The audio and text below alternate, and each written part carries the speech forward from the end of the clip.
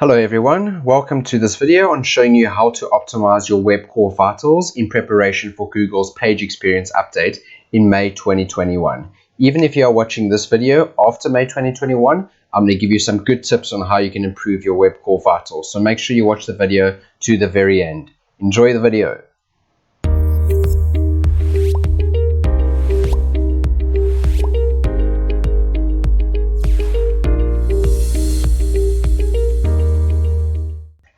Alright, welcome back. Let's get straight into it. So Google's May 2021 page experience update, this takes a lot of factors into account.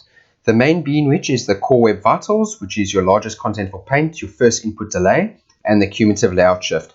I will give nice definitions of these in a second, but just before I get to that, the other web vitals is your page needs to be mobile friendly, have safe browsing, have HTTPS as a prefix, and no intrusive interstitials.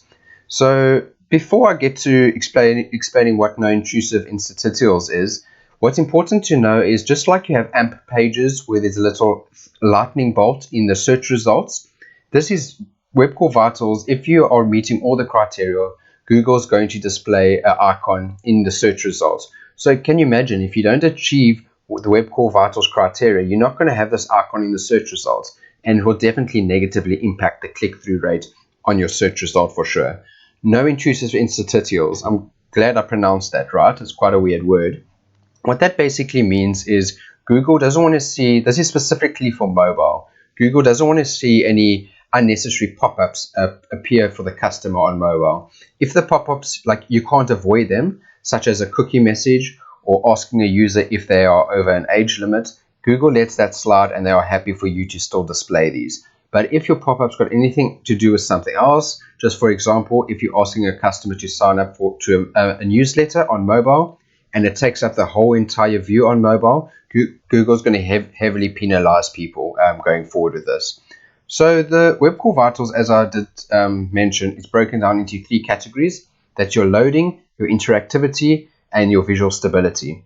The reason why I've included first contentful paint is that because it's really relative to the largest contentful paint. I'll explain a bit more in a sec. So what are the web vitals? The LCP, or largest contentful paint, this measures when the largest content element in the viewport becomes visible. So this is like a large image loading or a big piece of text. The first input delay, this quantifies the experience users feel when trying to interact with unresponsive pages. An example of this is a button on a hero image. A user clicks it, but it's unresponsive because the web page is still loading in the background. I'm sure many of us have had that experience before. A cumulative layout shift, this measures the visual stability it helps quantify how often users experience layout shifts. So example, you've tried to press something before on a page, but the whole web page is distorted and the layout has changed. And this has obviously subsequently negatively impacted your user experience. I've got a very nice demo to show in a second, which really puts this visually appealing. So the core web vitals, largest contentful paint. What Google wants us to achieve is a score of 2.5 seconds equal to or less than. First input delay, they want us to achieve a score of, or a time rather, of 100 milliseconds equal to or less than.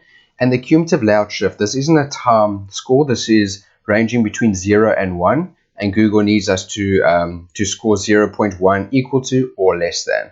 So those are our criteria that we have to focus on achieving.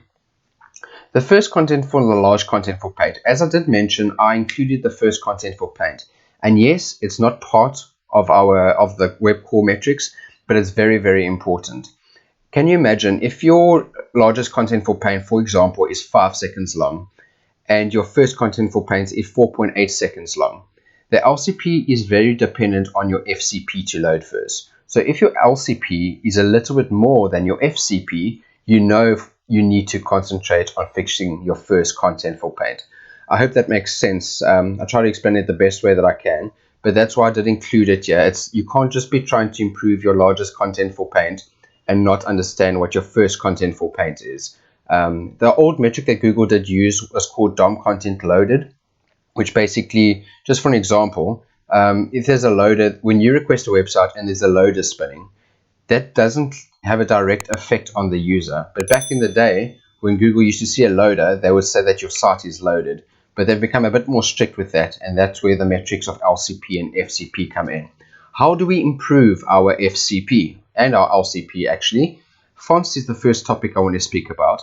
If you are calling an external font system, such as Google Fonts, and you're calling a different link, what you need to do is add the CSS property display is equal to swap as a parameter at the end of your URL. What this basically does, it tells Google to load, intermittently load, or rather I should say in the interim load system fonts before your custom fonts are actually loaded. I hope that makes sense.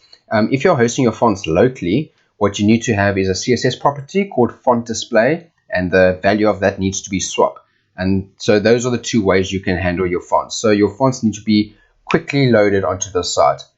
Another good way is you can preload your fonts on your site and push it up the DOM tree, meaning you can call it as soon as possible, as soon as a user requests your website. You also want to serve critical above the fold JavaScript and CSS inline to prevent an unnecessary style sheet call. So you can have it in the head section or inline, and this subsequently has a positive effect on the cumulative layout shift. What I mean by that is if your custom fonts are only loaded later on, it's going to distort the page and it's going to move around a lot of elements. So in your code, what you need to do is have a separate code section in your solution where you are totally prioritizing above the fold content. So for example, if you have a button on a hero image and you click that button, that is the main focus for what your code should be around. It shouldn't be around any other scripts or CSS below the fold.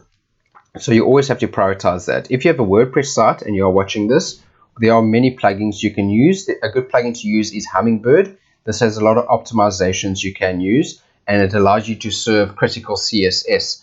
So what this basically means is only serve the CSS that is needed on your web page. I think it's only the pro version of Hummingbird that has this, but the free version allows you to do so much as well.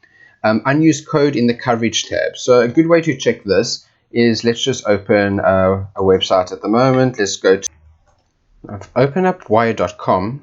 In order to get to the coverage tab, you open your Chrome developer tools, and you can do this by pressing the F12 button. So when I bring up the Chrome developer tools, what you want to go ahead and do is select the coverage tab. If this is not already populated, what you can do is just click on the ellipsis here at the top, go under more tools, and you can select coverage.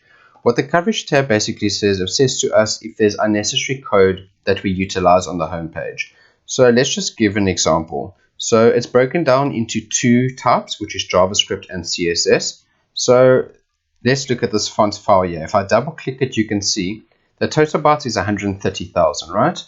The unused bytes is also 130,000. This means that this fonts.css file is loaded nowhere on the home page. So we are calling this on the home page, and we don't need it at all. As you can see, there's no green here to show that it's actually used on the home page. If I select a JavaScript file, let's just take this modevideo.js file, and you can double click that. You'll see the code that will come up in a bit. Let's just open it here. So as you can see, this is 310,000 bytes that are used, but it's only utilizing 223,000. So 72% of this JavaScript code isn't being used on the home page. You can see the green and red in the column here on the left-hand side as I scroll down. All the red refers to functions in JavaScript that you don't need on your home page, and the green refers to what you actually do need. So the main premise of this, guys, is to only use code on your home page that you need. All right, going back to our presentation. The first input delay, this is obviously when you click a button on the website and it's unresponsive, guys. Ways to avoid this is avoid heavy JavaScript execution. So if there's any JavaScript that you don't need for the above the fold elements, try and defer or synchronously serve these scripts later on. The coverage tab again, I won't refer to it again and show you, but you guys know exactly what I've spoken about. This also has a positive effect on your first input delay, because it goes without saying, the more code that you load on your home page, the longer it takes for buttons to become responsive.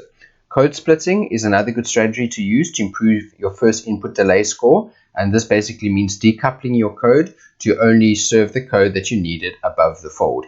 I sound like I am repeating myself, guys, but the main the main focus I'm trying to make here is that above the fold content needs to be prioritized from a JavaScript as well as a CSS point of view.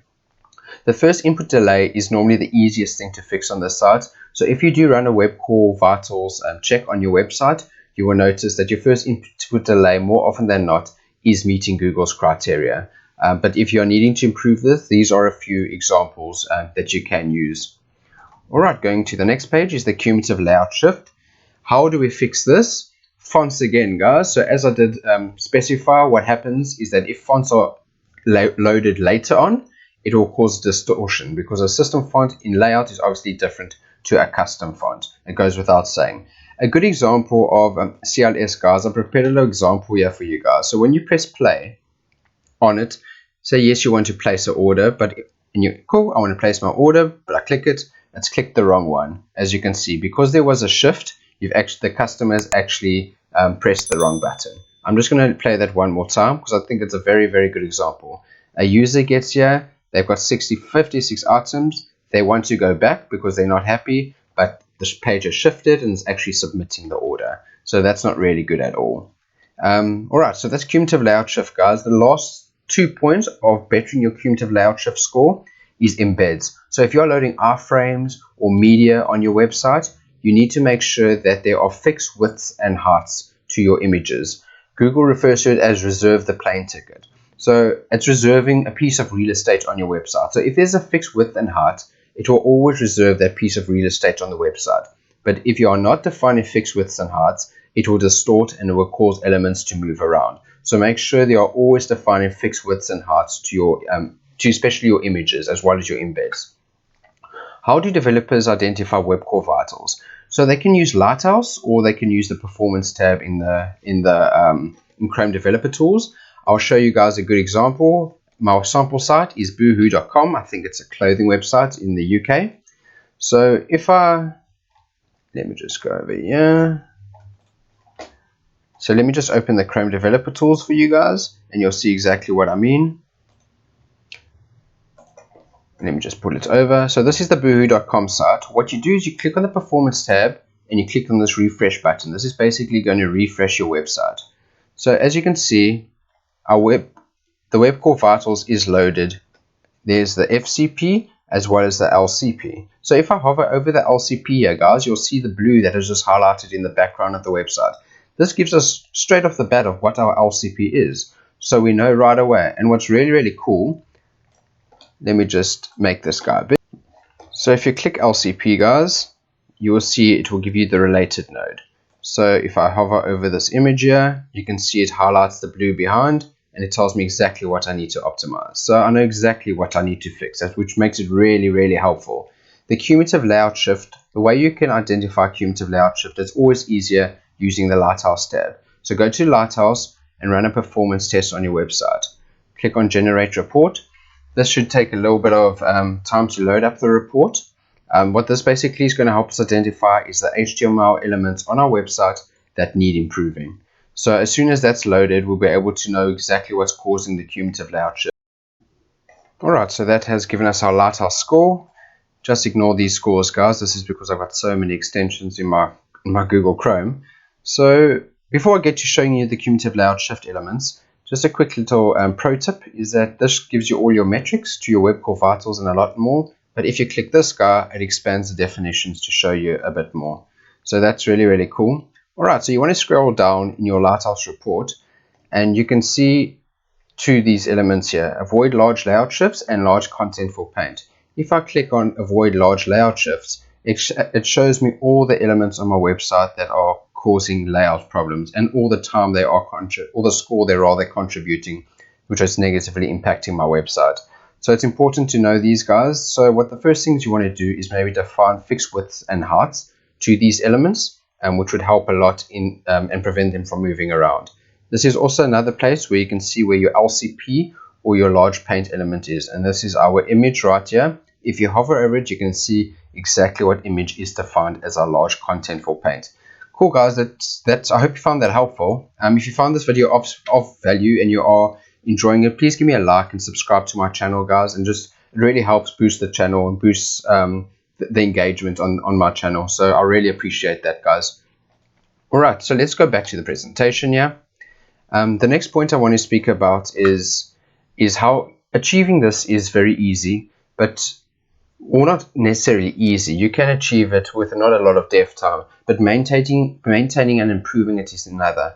So basically what you want to do is there's a few options you can choose from. If you're from a custom code site, what you can choose is if you're in Azure or if you're in the cloud, there's a part of the build pipeline is a thing called Lighthouse, which basically is like a Git hook, which allows you to actually see which elements it does an audit before your code is actually pushed to a production environment, and actually fails your build if it didn't meet the web core vital score, or if your web core vital score has decreased in score value. Another good two things you can do is have QA run audits on your master and productions. So part of your dev process before checking in your code, guys, make sure to check the web core vitals to make sure you haven't negatively impacted it. And if you're a manager of a software team, for example, part of the QA process is at least once a week make sure that the web core vital scan is run. If you do have access to the Google Search Console, by the way, guys, the web core vitals are also displayed in there. I think as of last month I'm referring to February of 2021, they have put a web core vitals section in the Google Search Console, so you can also view your elements in there. So yeah, that's basically it, guys. That's my experience on web core vitals. What I found quite the best thing about it is that it's easy to identify and actually quite easy to fix. But the most important thing I can't stress enough to you guys is you need to mitigate risk. You need to find areas that you can actually achieve these quick wins, achieve the green for web core vitals without negatively impacting your solution or your code. That's very, very important. Guys, thank you so much for watching. And please let me know in the comment section below if you guys did appreciate the video and what you guys thought of the video. If you maybe have another idea that you'd like me to show on the channel that could be of value to you guys, I'd like to interact with you guys in the comments. And like always, it takes no effort from you guys just to hit that like button and the subscribe bell. Thank you so much for watching, guys. Until next time, cheers.